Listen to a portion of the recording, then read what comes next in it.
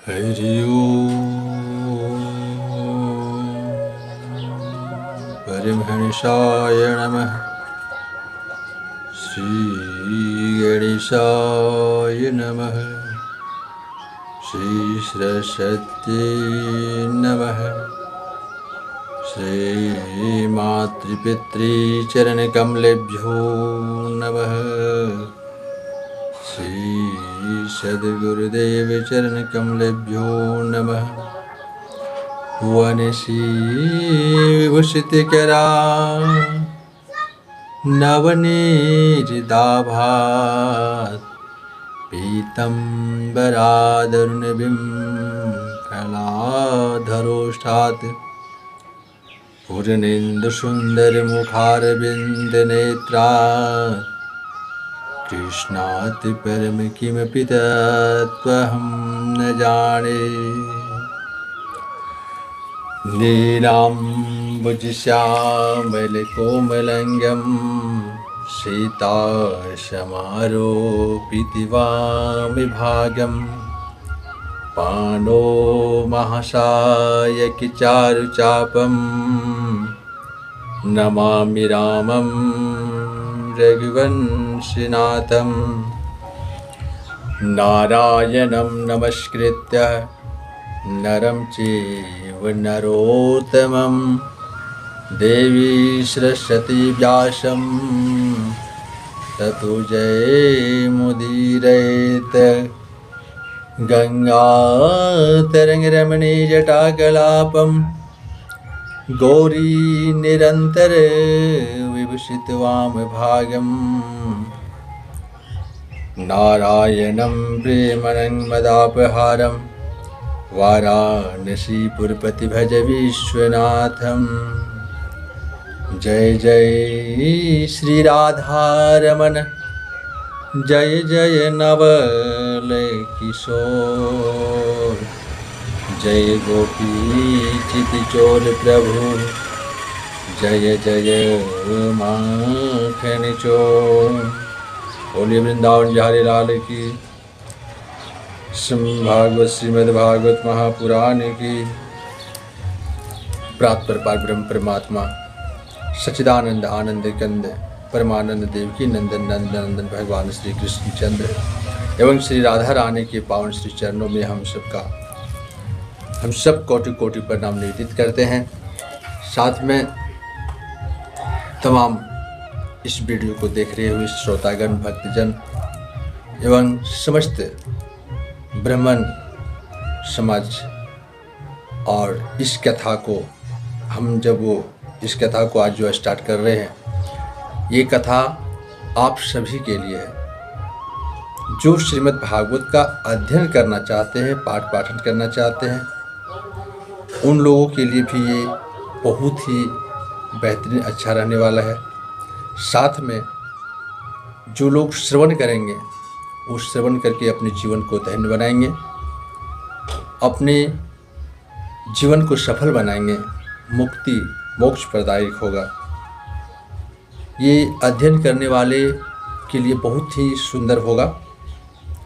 क्योंकि मैं इसलिए ऐसा कर रहा हूँ कि आज तक जो हम सब सत्संग में जाते हैं, कथा सुनते हैं, कथा सुननी चाहिए, सत्संग में जानी चाहिए, लेकिन जो व्यास जी होते हैं, व्यास अच्छा तरह से कथा करने का, उनका संपूर्ण कथा करने का समय ही नहीं बचता है।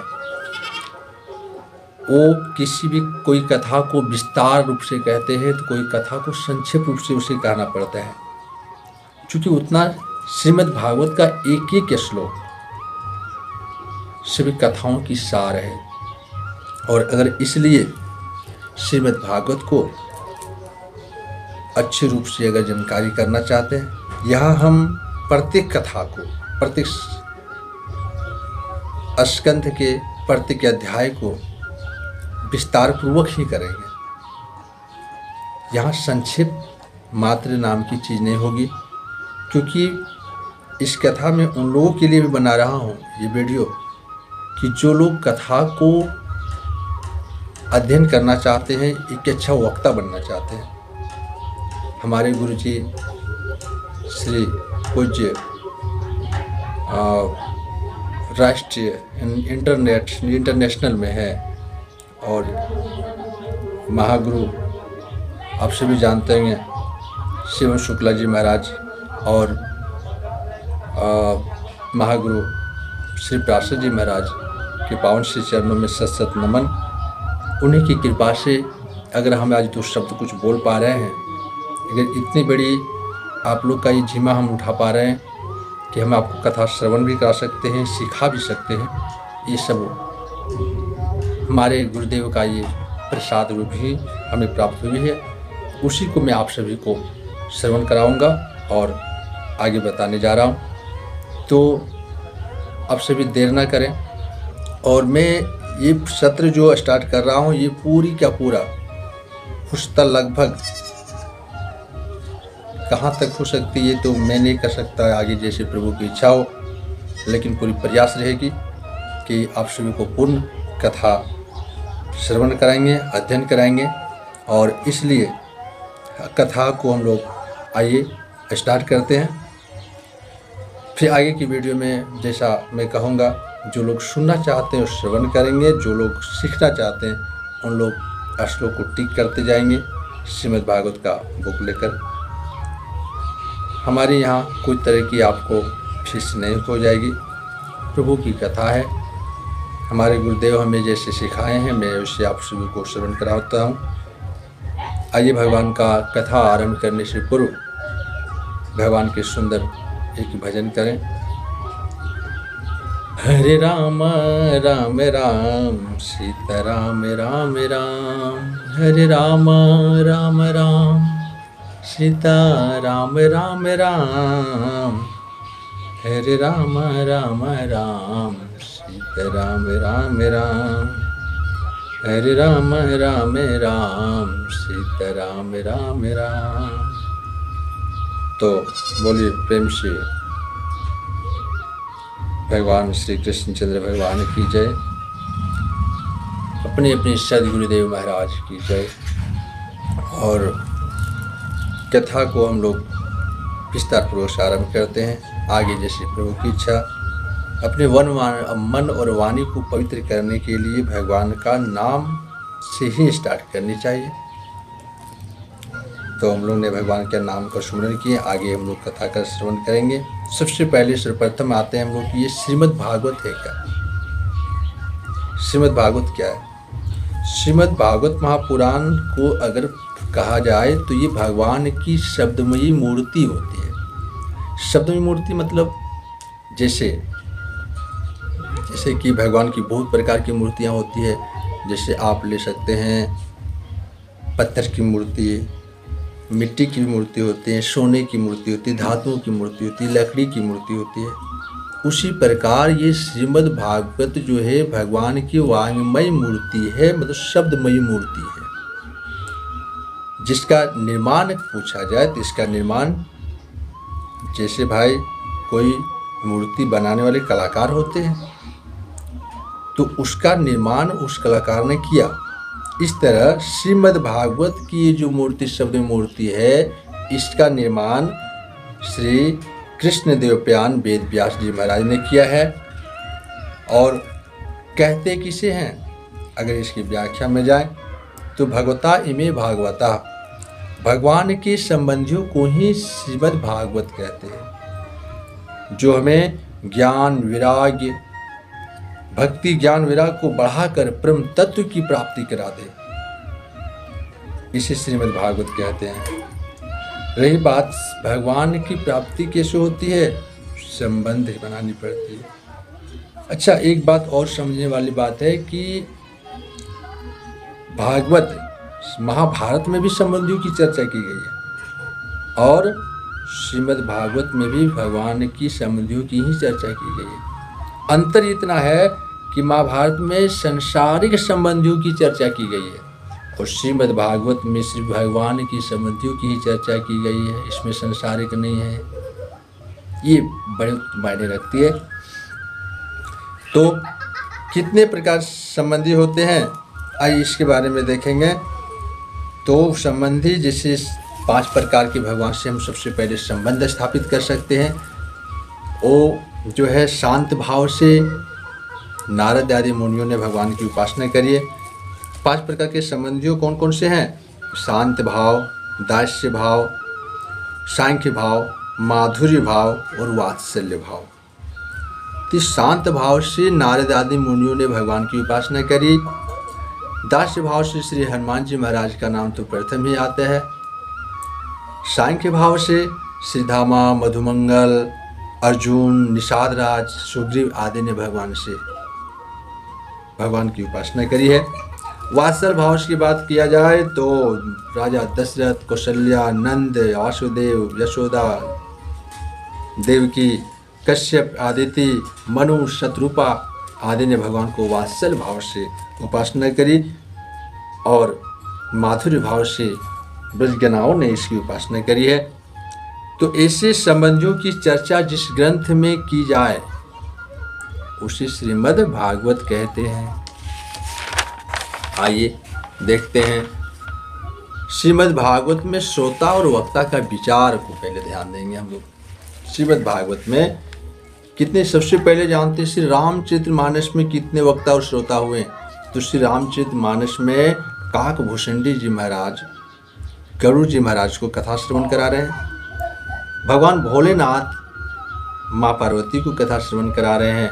याज्ञवल्क्य जी भरद्वाज जी को कथा श्रवण करा रहे हैं और गोस्वामी तुलसीदास अपने मन को कथा का श्रवण करा रहे हैं। अब आते हैं श्रीमद् भागवत में। श्रीमद् भागवत की बहुत महानता है भाई। इसमें देखिए क्या है कि सर्वप्रथम ये कथा जो श्रवण कराए, सर्वप्रथम इस कथा को किसने कही? भगवान नारायण कहते हैं। किसे? ब्रह्मा जी महाराज को।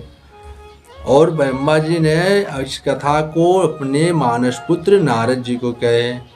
नारद जी महाराज ने वेद व्यास जी को कथा श्रवण कराते हैं और वेद व्यास जी ने यह कथा श्री सुखदेव जी महाराज को श्रवण कराए और श्री सुखदेव जी महाराज ने परीक्षित जी को कथा को श्रवण कराए और सूत जी महाराज, इन सभी के कथाओं वक्ताओं का सार को 88 शौनक आदि 88,000 ऋषि मुनियों को कथा का श्रवण करा रहे हैं। सबसे बड़ी बात है इसमें कि जितने वक्ता हुए, जितने श्रोता हुए वो वक्ता हुए। इसमें 6 वक्ता 6 श्रोता हुए। श्री रामचरितमानस में 4 वक्ता 4 श्रोता हुए। लेकिन यहाँ जो जो कथा को श्रवण कर रहे हैं वो वक्ता ही बन पा रहे हैं, वही वक्ता हुए। आइए हम सब मिलकर अपने सद्गुरुदेव महाराज का श्री चरणों में प्रणाम करके श्रीमद् भागवत का महत्व में प्रवेश करेंगे और भगवान अपनी मन वाणी को थोड़ा सा शुद्ध पवित्र करेंगे। श्री कृष्ण गोविंदे हरे मुरारी, हे नाथ नारायण वासुदेव। श्री कृष्ण गोविंदे हरे मुरारी, हे नाथ नारायण वासुदेव। राधे कृष्ण कृष्ण कृष्ण राधे राधे, राधे श्याम राधे श्याम, राधे श्याम राधे श्याम। श्री कृष्ण गोविंदे हरे मुरारी, हे नाथ नारायण वासुदेव। बोले प्रेम से बाल गोपाल भगवान की जय। देखिए कथा को जो श्रवण कर रहे हैं, ये कथा महत्व में हम लोग प्रवेश करेंगे तो पूरी इसका महत्व को समझ में आएगा।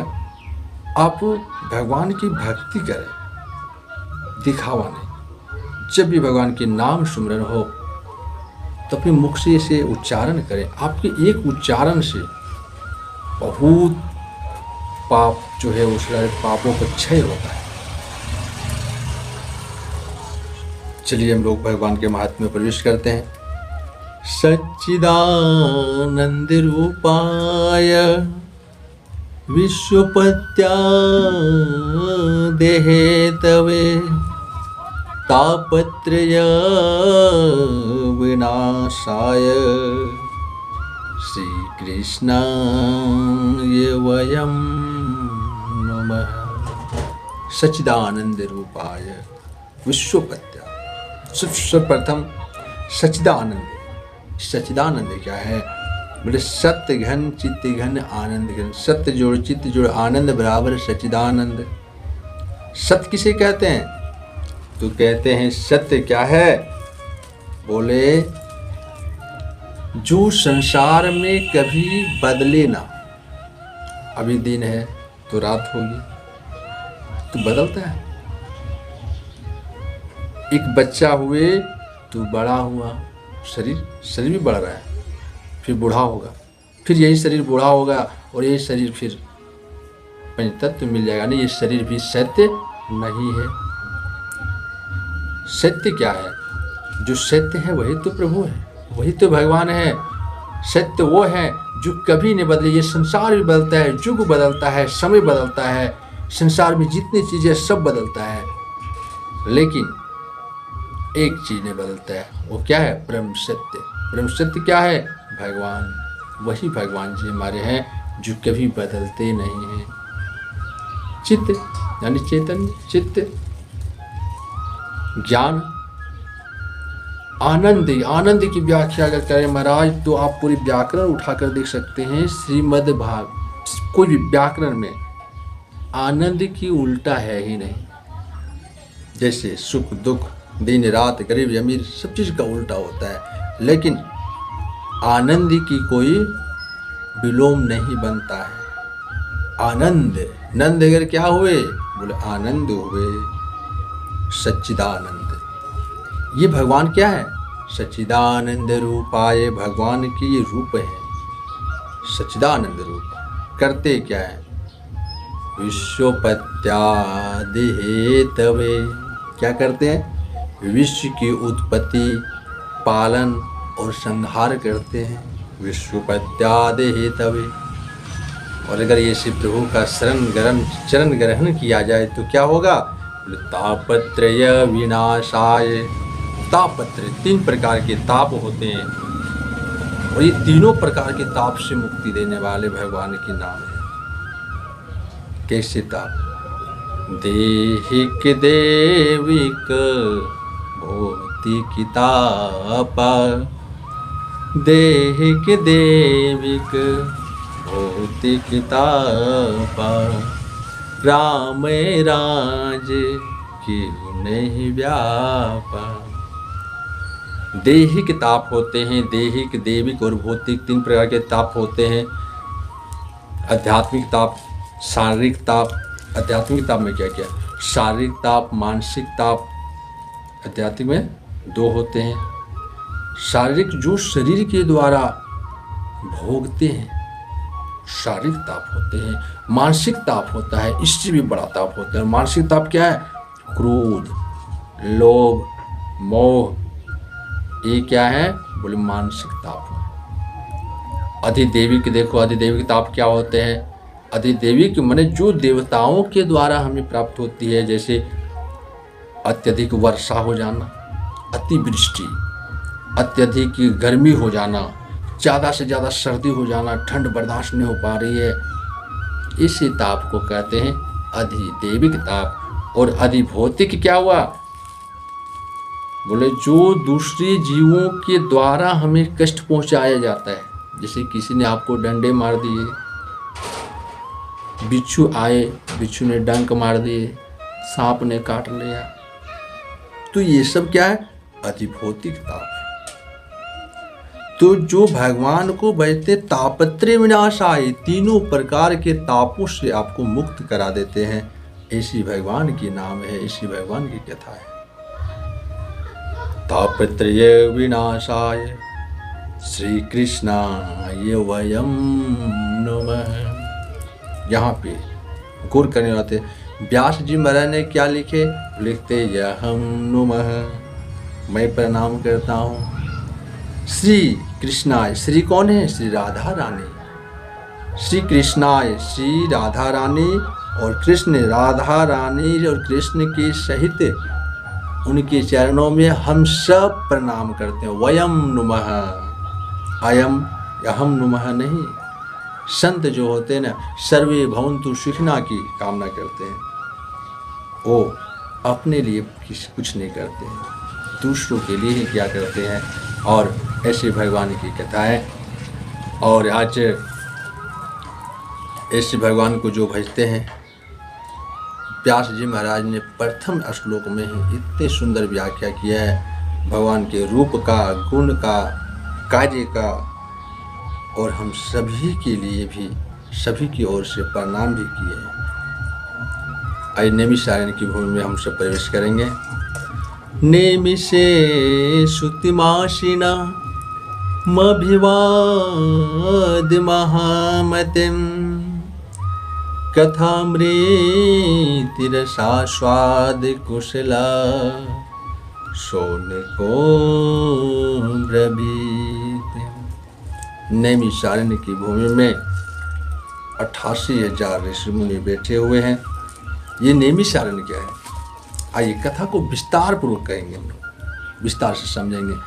गुरु की कृपा है तो फिर जो गुरु प्रसाद मिला है उसे आप सभी में बांटेंगे। कहते हैं नैमिषारण्य क्या है? बोले एक बार 88,000 ऋषि मुनियों ने मिलकर के तय किया कि हम सभी को युगों युग तक, बहुत लंबे समय तक कथा श्रवण करनी है। और कथा को सुनने के लिए सबसे बड़ी बात है कि हर कहीं भी कथा स्टार्ट करो तो विघ्न बाधाएं जरूर आएगी। पहले भी जब यज्ञ होता था तो बाधाएं क्या होती थी। तो बोले कि कहाँ पे किया जाए? तो बोले सबसे पहले कोई ऐसा जगह हो जहाँ शांतिपूर्वक कथा श्रवण की जाए। दूसरी प्रॉब्लम था, क्या था? बोले सब दूसरी प्रॉब्लम ये था कि ऐसा कोई कथा सुनाने वाला भी हो जो लंबे समय तक कथा श्रवण करा सके। और तीसरी प्रॉब्लम क्या था? तीसरा प्रॉब्लम था कि कोई इंसान का उम्र कितना भाई? मात्र 100 वर्ष। 100 वर्ष में कैसे जुगो जुग की कथा सुननी है, वर्षों तक कथा सुननी है। हमारी उम्र ही कितने है? बोले मात्र 6 वर्ष। तो इतना में क्या हो पाएगा? तो सब ऋषि मुनि ब्रह्मा जी के पास गए और उन्होंने अपना समस्या को बताए। समस्या को बताने के बाद ब्रह्मा ने एक मानस चक्र को छोड़ा है और बोले आप सभी इसके पीछे जाइए और ये मानस चक्र ही बताएगा आपको कहाँ पे कथा करनी है। तो बोले महाराज वो तो ठीक है, आखिर में सुनाने वाला भी चाहिए। वैसे बोला वो भी हो जाएगा, आप वहाँ बैठे, ऑटोमेटिक सिस्टम है। भगवान स्वयं किसी न किसी को भेजेंगे या तो स्वयं ही पहुँच जाएंगे। आप कथा स्टार्ट कीजिए। और सब वो नैमिष चक्र पीछे पीछे 88,000 ऋषि मुनि चले। और वो नैमिष मतलब चक्र और रण्य मने वन, उस वन में आकर उस नैमिष चक्र रुकता है जहाँ नाम नैमिषारण्य पड़ती है। और नैमिषारण्य में आके सब बैठे हैं। सूत जी महाराज पधारते हैं। बोलिए सूत जी महाराज की जय।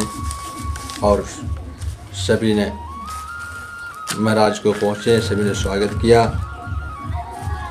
और कहते हैं आज श्रोता के रूप में कौन है? शौनक जी महाराज है। वक्ता के रूप में स्वयं महाराज सूत जी महाराज पधारे हुए हैं। सूत जी महाराज बोले नैमिषे श्रुतमासेन मभिवाद महामतिम। कैसे हैं सूत जी महाराज? बोले महामति। महामति मतलब जिन्हें कथाओं का बहुत जुगों जुग की कथा याद हो, जिसे कलांतर भगवान की सारे कथाओं का जुगो जुग का कथा याद हो, ऐसे सूत जी महाराज है। महामति प्रखर बुद्धि वाला, महामति माने प्रखर बुद्धि वाला सूत जी ऐसे हैं। कथामृत रसास्वाद, कथा सुनने वाले कैसे हैं? बोले कथाओं की रसास्वाद को चखने में कैसे हैं? बोले कुशला, बहुत कुशल हैं। ऐसे सूत जी महाराज, शौनक जी महाराज कथा श्रवण करने के लिए बैठे हुए हैं। नैमिषारण्य की अगर बात करें तो निशी भूमि है। तीर्थ वर्ष नैमिष विख्याता, तीर्थ वर्ष नैमिष विख्याता, अति पुनीत पावक सिद्धिदाता, अति पुनीत साधक सिद्धिदाता, ने तीर्थ वर्ष नैमिष विख्याता। ऐसे 88,000 ऋषि मुनि नीचे आसन में बैठे हुए हैं। सूत जी महाराज आसीन हैं अपने गद्दे में। और सूत जी महाराज से शौनक जी ऋषि कहते हैं, शौनक जी मुनि कहते हैं, ये अध्यक्ष हैं, वो सारे 88,000 ऋषि मुनियों का अध्यक्ष है शौनक जी। वही कथा को स्टार्ट कर रहे हैं, कहते हैं अज्ञान धवांति विधिवंश कोटि सूर्य सम प्रभा सुताख्याहि कथा सारम मम कर्ण रसायनम। सर्वप्रथम कितनी सुंदर बात कहें, यह ज्ञान धवांत विध्वंस कोटिश। बोले क्या? बोले हे प्रभु, हे गुरुदेव, हमारे अंदर में छुपे हुए अज्ञान को नष्ट करने में आप करोड़ों सूर्य के समान हैं। जैसे एक सूरज अगर उगे तो पूरी एक किरण पड़ती है, पूरी पृथ्वी का अंधकार को दूर कर देते हैं। लेकिन अगर इसे लाखों सूर्य भी उदय हो जाए, फिर भी मन के अंदर की अज्ञानता को खत्म करना आसान नहीं है। गुरु क्या है? गुरु की बड़ी व्याख्या इसमें है। गुरु ऐसे हैं जो आपके मन के, आपके हृदय में जो छुपा हुआ अंधकार है, उस अंधकार को मिटाने में वो करोड़ों सूर्य के समान हैं। सर्वप्रथम कितनी सुंदर प्रशंसा किए हैं और कहते हैं ये सीखने वाली बात है। जब आपसे कुछ मांगनी हो ना, किसी से कुछ सीखनी हो ना, तो सर्वप्रथम शौनक जी से सीखे। ये क्या कहते हैं? पहले प्रशंसा की है और रियलिटी है। और कहते हैं क्या? तारीफ के साथ साथ में एक बात और डाल रहे हैं, कहते हैं श्रुताख्या ही कथा सारम। रहे सूत जी महाराज, आप आज ऐसी कथा ने, कथा सारम, कथाओं की सार का, हमें कथाओं की सार सुनाइए जो हमारे कानों को अति प्रिय लगती हो। ऐसी कथाओं को सुनाना, कथा नहीं सुनना है, कथाओं की सार को श्रवण कराने के लिए कहते हैं।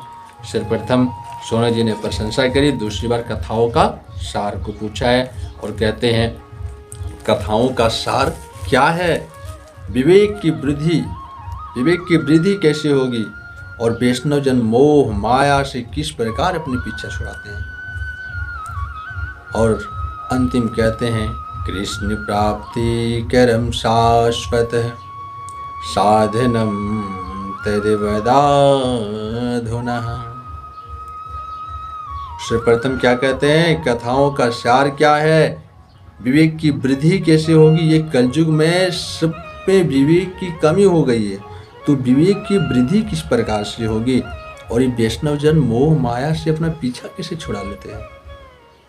और अंतिम जो सवाल है, जो प्रश्न है, बहुत बड़ा प्रश्न है। वो कहते हैं श्री कृष्ण की प्राप्ति का शाश्वत साधन क्या है? प्रशंसा करते हैं। फिर एक बार कहते हैं चिंता मनिर्लोक सुखम शोर्द्रुः सर्ग संपदम प्रचति गुरु प्रीतो वैकुंठ योगी दुर्लभम। कहते हैं कि हे प्रभु, हे गुरुवर, अगर चिंतामणि किसी को मिल जाए तो वो हमें लौकिक सुख दे सकता है। चिंतामणि लोक सुखम सुद्रुह कल्प वृक्ष कैसे होते हैं? जो स्वर्ग में होता है, ऐसे कल्प वृक्ष जिसकी छांव में जाकर बस केवल कल्पना कर दिया कि हमारे पास ये हो जाए, वो हो जाए, तो वो सारी चीजें आपको तुरंत उसी क्षण प्राप्त हो जाए। और यहाँ कहते हैं चिंतामणि लोक सुखम सुदृढ़ स्वर्ग संपदम। ले बोलते हैं कि ये तो स्वर्ग की सुख को भी दे सकता है कल्प वृक्ष, लेकिन प्रच्यति गुरु प्रीतो योग, ये अगर गुरु की कृपा हो जाए, गुरु के चरणों में अगर प्रीत हो जाए, तो वैकुंठ योगी दुर्लभम, जो बड़े बड़े ऋषि मुनियों को भी जो दुर्लभ होते हैं ना, ऐसे वैकुंठ जो दुर्लभ होते हैं वो भी सरल ही सहज ही प्राप्त हो जाते हैं। ऐसी गुरु की कृपा है महाराज। कहते हैं शौनक जी, सूत जी कहते हैं कि हे शौनक जी महाराज, आपके हृदय में भगवान के प्रति प्रेम है और अतः मैं आपको संपूर्ण सिद्धांतों का सार को सुनाता हूं जो जन्म और मृत्यु के भय को काट देता है। जो शाश्वत मृत्यु क्या है? बोले ये मनुष्य की सबसे बड़ा, अगर मनुष्य को डर है तो डर किसका है? बोले मृत्यु का। और ये मृत्यु तो शाश्वत सत्य है, सभी को एक न एक दिन तो आनी ही है और जो सभी को आनी है। किंतु यदि मृत्यु के भय को भी, इससे भी अगर आप मुक्त होना चाहते हैं तो हमें श्रीमद् भागवत का ही आश्रय लेना चाहिए। काल ब्याल मुख ग्रास त्रास निर्नाश हे तवे, श्रीमद् भागवतम शास्त्रम कलो किरण भाषितम। काल ब्याल मुख ग्रास त्रास निर्नाश हेतम। बोले हम सब के कहाँ पर हैं? अगर आपसे पूछा जाए कि आप कहाँ हैं तो क्या कहेंगे कि हम जमीन में बैठे हैं, कुर्सी में बैठे हैं, पलंग में बैठे हैं। लेकिन कहते हैं हम सब अगर कहीं बैठे हैं तो क्या बोले? काल रूपी वृक्ष सर्प जो है, काल रूपी सर्प की मुख में ग्रास बनकर बैठे हुए हैं, न जाने कब वो मुंह बंद कर ले। गोविंदाय नमो नमः। हम सब काल रूपी सर्प की मुख में बैठे हुए हैं और बोले कि अगर इससे मुक्ति होना चाहते हैं तो क्या? श्रीमद् भागवतम शास्त्रम कलो किरे निभाषितम। सूर्य महाराज कहते हैं जब सुखदेव जी महाराज, छोटा से महात्मा को सुनाया, जब सुखदेव जी महाराज राजा परीक्षित को कथा श्रवण करा रहे थे तो उस सभा में देवता लोग भी आए थे। परीक्षिते कथा वक्तुम सभायां संस्थिते सुखे, सुधा कुंभम गृहे देव देवास्तत्र समागमनम्। जब परीक्षित जी को कथा श्रवण करा रहे थे तो उस सभा में सारे देवता लोग आए और सारे देवता लोग क्या किए कि पूरा का पूरा अमृत कलश लेकर आए थे और आकर कहते हैं, क्या कहते? प्राश्यामो वयम सर्वे श्रीमद् भागवतामृतम। कहते हैं हे सुखदेव जी महाराज, आप ये कलश जो लेकर आए हैं अमृत का, ये परीक्षित को क्या है? इसको तो मरने के लगा, मृत्यु का भय है। लो हम तो इसका पूरा व्यवस्था कराए हैं, इसी अमृत का कलश ही लेकर आए हैं, सारा आप चाहे तो सब कुछ पिला दो, सारा पिला दो, फिर अमर हो जाएगा। लेकिन एक बदले की बात, एक शर्त है। बोले क्या? बोले आप श्रीमद् भागवत कथा रसापान जो से करवा रहे हैं महाराज, वो हमें रसापान कराइए। कहते हैं